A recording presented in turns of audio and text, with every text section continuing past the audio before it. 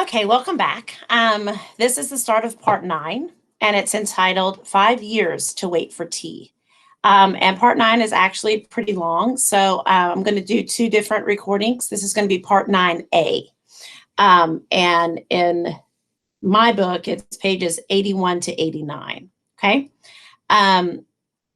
Nick has been asked to invite Daisy over for tea and then have Gatsby just kind of show up. We don't know if we do know that Daisy knew Gatsby 5 years ago before she married Tom. We don't know if she wants to see him now. We don't know anything about that. But Jordan in the previous section asked Nick what Gatsby asked her to have tea.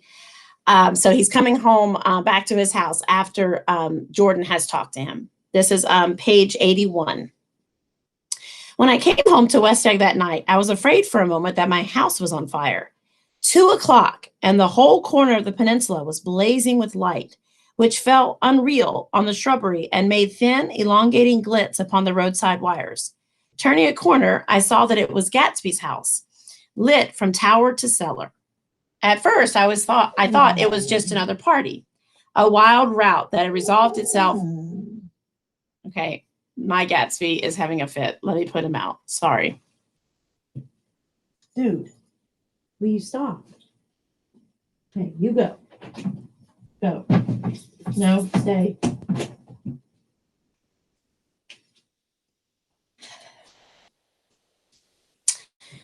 Sorry, apparently he's already heard this part. He doesn't need to hear it again. At first, I thought it was just another party, a wild rout that had resolved itself into hide-and-go-seek or sardines in the box, with all of the house thrown into the game. But there wasn't a sound, only wind in the trees, which blew the wires and made the lights go off and on again, as if the house had winked them into darkness. As my taxi groaned away, I saw Gatsby walking toward me across his lawn. Now, y'all, this is 2 o'clock in the morning, okay? And he gets home, it's like Gatsby's been waiting for him. Your place looks like the World's Fair, I said. Does it?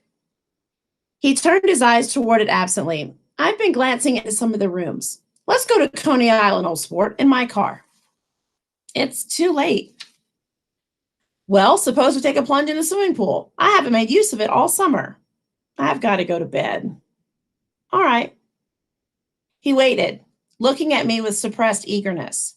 So he's looking at him. He's kind of waiting to find out if he's going to have this tea and invite Daisy over. That's the whole reason he's probably been waiting out there for hours for Nick to come. He wants to know. And so he's kind of just like, I talked with Miss Baker, I said after a moment. I'm going to call up Daisy tomorrow and invite her over here to tea. Oh, that's all right, he said carelessly. I don't want to put you to any trouble. What day would suit you? What day would suit you? He corrected me quickly. I don't want to put you to any trouble, you see. So I love this. He's acting like it's not a big deal. Like he hasn't planned this for the last 5 years. He hasn't bought this mansion, earned all this money just to reconnect with a girl from his past. Nah, it's not that big a deal. Just whatever day suits you. I don't want to put you in any trouble. How about the day after tomorrow? He considered it for a moment. Then, with reluctance, I want to get the grass cut, he said. We both looked at the grass. There was a sharp line where my ragged lawn ended and the darker, well-kept expanse of his began. I suspected that he meant my grass. There's another little thing, he said uncertainly and hesitated.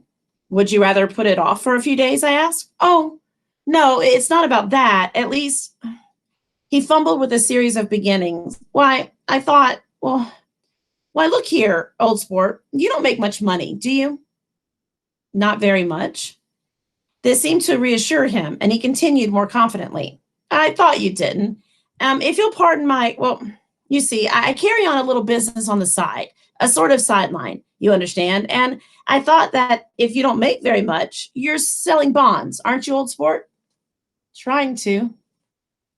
Well, this would interest you. It wouldn't take up much of your time, and you might pick up a nice bit of money. It happens to be a rather confidential sort of thing. I wrote in my margin, illegal, ? Anything confidential, anything you can't really tell other people about during this time? probably illegal. So he's kind of offering, Nick is doing him this favor, so let's offer him maybe to, make some more money. I realize now that under different circumstances, that conversation might have been one of the crises of my life. But because the offer was obviously and tactlessly for a service to be rendered, I had no choice but to cut him off there. I've got my hands full, I said. I'm much obliged, but I couldn't take on any more work.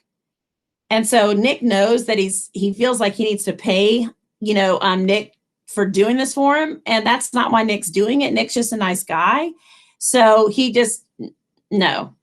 But he thinks back and he's like, I could have said yes, and I could have started my life on an illegal, route, but you wouldn't have to do any business with Wolfsheim. Evidently, he thought that I was shying away from the connection mentioned at lunch, but I assured him he was wrong. He waited a moment longer, hoping I'd begin a conversation, but I was too absorbed to be responsive, so he went unwillingly home. The evening had made me a little lightheaded and happy.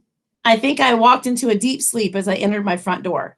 So I don't know whether or not Gatsby went to Coney Island or for how many hours he glanced into rooms while his house blazed gaudily on.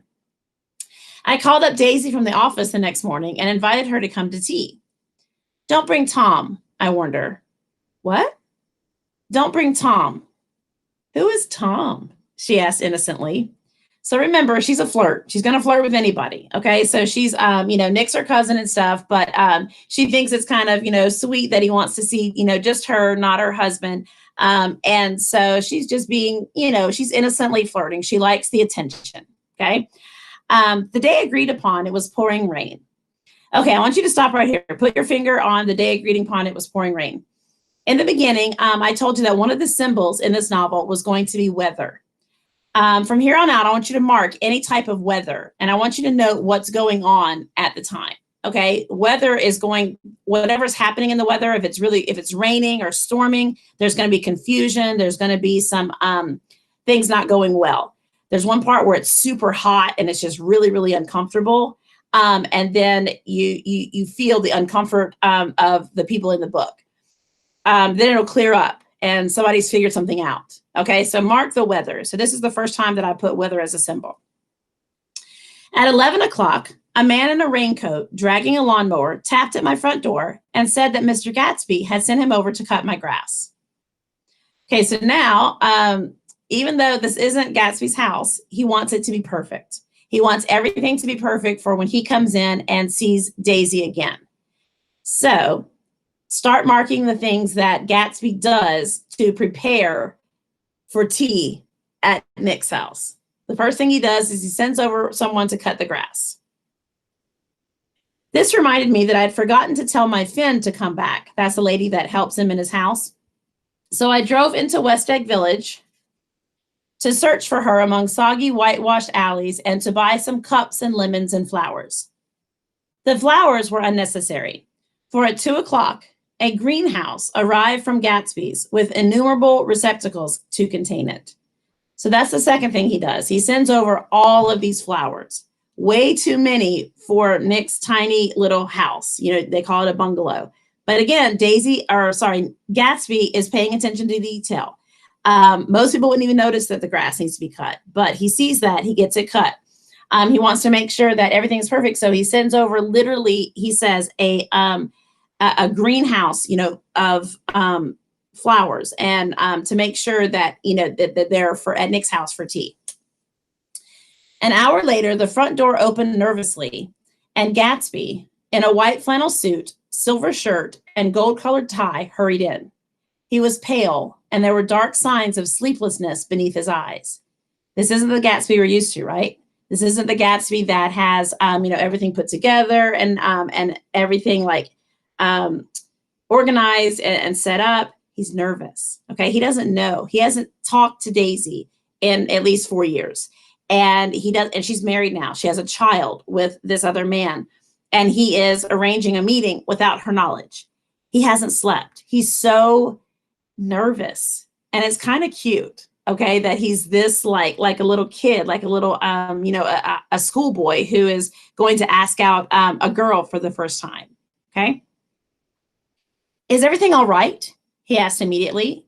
The grass looks fine, if that's what you mean. What grass? He inquired blankly. Oh, the grass in the yard. He looked out the window at it, but judging from his expression, I don't believe he saw a thing. It looks very good, he remarked vaguely. One of the papers said they thought that the rain would stop about 4. I think it was the Journal. Have you got everything you need in the shape of tea? I took him into the pantry where he looked a little reproachfully at the Finn. Together, we scrutinized the 12 lemon cakes from the delicatessen shop. Why would he look reproachfully at this other person that's there?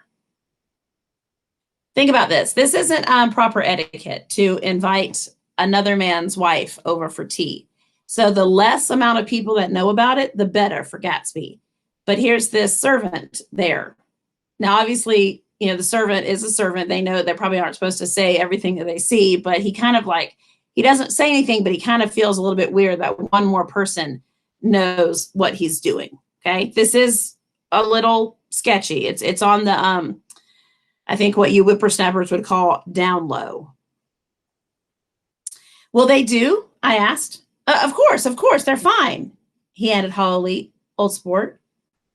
The rain cooled about 3:30 to a damp mist, through which occasional thin drops swam like dew.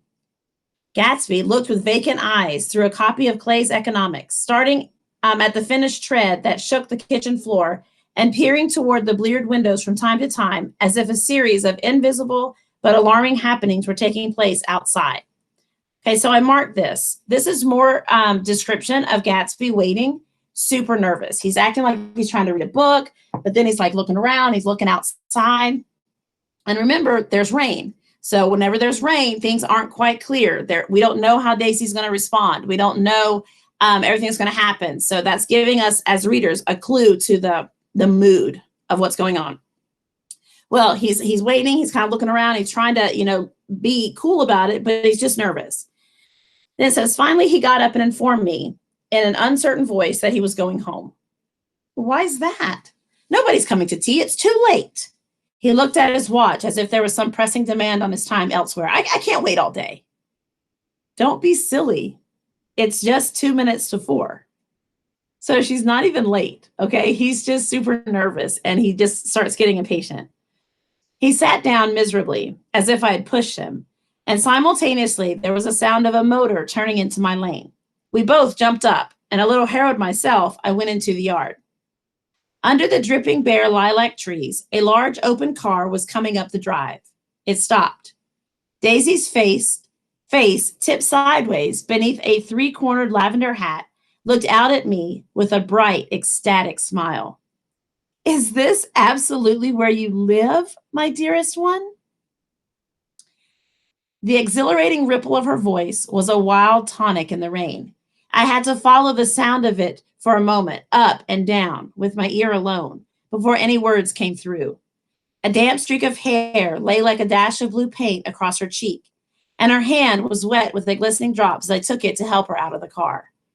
So here's another description of Daisy. It's all superficial, right? She's gorgeous looking. Her voice is even inviting, the way that it sounds, So again, we're focusing on Daisy's outer qualities, her physical description. And remember, she loves the attention. She loves the fact that, she is. So she says, "Are you in love with me?" She said low in my ear, "Or why did I have to come alone?" Again, this is not incestuous by any means. She's just teasing. She's being a flirt. She loves the attention. That's the secret of Castle Rackrent. Tell your chauffeur to go away and to spend an hour. Come back in an hour, Ferdy. Then in a grave murmur, his name is Ferdy. Does the gasoline affect his nose? I don't think so, she said innocently. Why?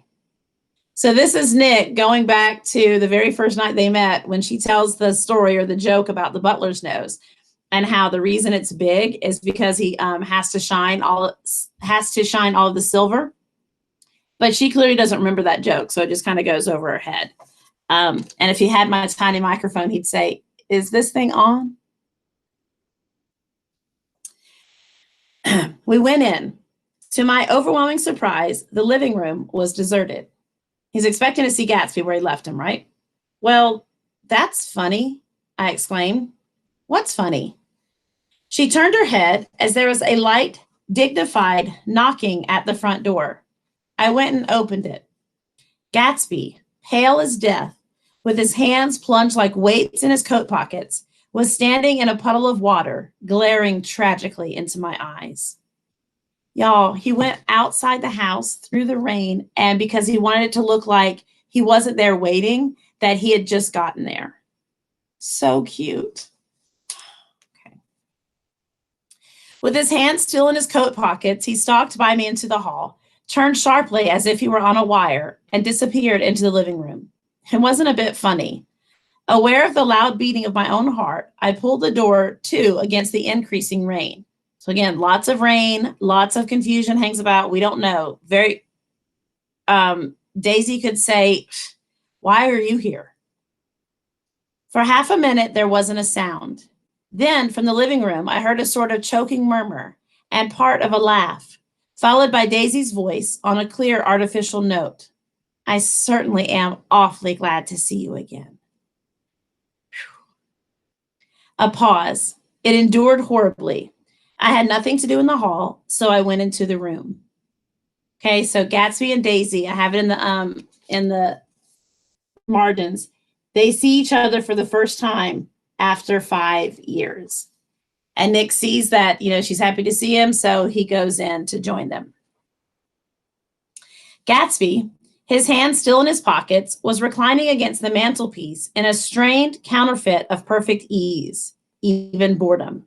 Remember, Gatsby has this way about him. He is able to look the part and to be Nick knows exactly how excited he is. Nick knows exactly how much he's put into this, but he's not going to show that to Daisy. Gatsby's just kind of chill. He's laid back, against the mantle, even looks bored. Okay. He's doing this all on purpose. His head leaned back so far that it rested against the face of a defunct mantelpiece clock. And from this position, his distraught eyes stared down at Daisy, who was sitting, frightened but graceful, on the edge of a stiff chair. So he's leaning his head back, and it's on this clock that he has on the mantelpiece. It doesn't work anymore. That's what defunct means, but it's resting on that. "We've met before," muttered Gatsby. His eyes glanced momentarily at me, and his lips parted with an abortive attempt at a laugh. Luckily, the clock took this moment to tilt dangerously at the pressure of his head, whereupon he turned and caught it with trembling fingers and set it back in place. Then he sat down rigidly, his elbow on the arm of the sofa and his chin in his hand. "I'm sorry about the clock," he said. So it's super awkward. It's super like no one knows what to say. But at this point, where he was resting his head, the clock fell and he caught it and it didn't break. It was already broken. But it's just kind of like it brings everybody back and it's kind of embarrassing. And my own face now assumed a deep tropical burn. I couldn't muster up a single commonplace out of the 1,000 in my head. "It's an old clock," I told them idiotically. I think we all believed for a moment that it had smashed in pieces onto the floor. So again, it's just uncomfortable. They're embarrassed. "We haven't met for many years," said Daisy, her voice as matter of fact as it could be. 5 years, next November. Y'all, Gatsby knows exactly when the last time they saw each other. So it's almost been 5 years, and he says this. The automatic quality of Gatsby's answer set us all back at least another minute. I had them both on their feet with the desperate suggestion that they help me make tea in the kitchen when the demonic Finn brought it in on a tray. So to kind of break things up and to kind of, give us all something to do, let's go make some tea. Well, right as they're going in, the lady brings it out. And he's like, great. So more awkwardness. Amid the welcome confusion of cups and cakes, a certain physical decency established itself. Gatsby got himself into a shadow, and while Daisy and I talked, looked conscientiously from one to the other of us with tense, unhappy eyes. However, as calmness wasn't an end in itself, I made an excuse at the first possible moment and got to my feet. So remember, he doesn't want to be the third wheel. He doesn't want to stay here while they reconnect. Okay, so he's going to make an excuse to leave. Where are you going? Demanded Gatsby in an immediate alarm. I'll be back. I've got to speak to you about something before you go. He followed me wildly into the kitchen, closed the door, and whispered, oh, God, in a miserable way. What's the matter? This is a terrible mistake, he said, shaking his head from side to side. A terrible, terrible mistake. You're just embarrassed, that's all. And luckily I added, Daisy's embarrassed too. She's embarrassed? He repeated incredulously. Just as much as you are. Don't talk so loud. You're acting like a little boy. I broke out impatiently. And not only that, but you're rude. Daisy is sitting there all alone. So Gatsby is kind of like, stay, I'm messing this up. This is all bad. And he's like, look, you being in here, that's what's messing it up. Go in there. Just calm down. He raised his hand to stop my words, looked at me with unforgettable reproach, and opening the door cautiously, went back into the room. I walked out the back way, just as Gatsby had when he had made his nervous circuit of the house half an hour before, and ran for a huge black knotted tree whose massed leaves made a fabric against the rain. Once more, it was pouring. So mark that. It's raining again, and it's not just raining, it's pouring. And because Nick doesn't know. When he left, Gatsby was not really killing it, right? So he doesn't know what's going to happen with Gatsby and Daisy. So that confusion is symbolic, in the rain. And my irregular lawn, well shaved by Gatsby's gardener, abounded in small muddy swamps and prehistoric marshes. There was nothing to look at from under the tree except Gatsby's enormous house. So I stared at it, like Kant at his church steeple, for half an hour. A brewer had built it in the period craze a decade before, and there was a story that he had agreed to pay 5 years' taxes on all the neighboring cottages if the owners would have their roofs thatched with straw. So the guy who built it, he said that all the other smaller houses around him, he would pay their taxes for 5 years if they would make their roofs thatched with straw to make it look like he has this huge mansion and they're all just like peasants. Kind of arrogant. Perhaps their refusal took the heart out of his plan to found a family. He went into an immediate decline. His children sold his house with the black wreath still in the door. Americans, while occasionally willing to be serfs, have always been obstinate about being peasantry. After half an hour, he's sitting out here he's still getting wet, but he's under a big tree, so he's not getting as wet, just looking at the house. And then a half hour passes, and the sun shone again. So mark that, the sun is shining. And the grocer's automobile rounded Gatsby's drive with raw material for his servant's dinner. I felt sure he wouldn't eat a spoonful. A maid began opening the upper windows of his house, appeared momentarily in each, and leaning from a large central bay, spat meditatively into the garden. It was time I went back. While the rain continued, it had seemed like the murmur of their voices rising and swelling a little now and then with great gusts of emotion. But in the new silence, I felt that silence had also fallen within the house too. And that's going to be the end of the part A of part 9. Okay, so I'll come back and record the rest of part 9 and see when Nick goes into the house what Daisy and Gatsby are talking about or doing, or if Daisy's still there, if it's worked out the way Gatsby has been planning it for the last 4 years.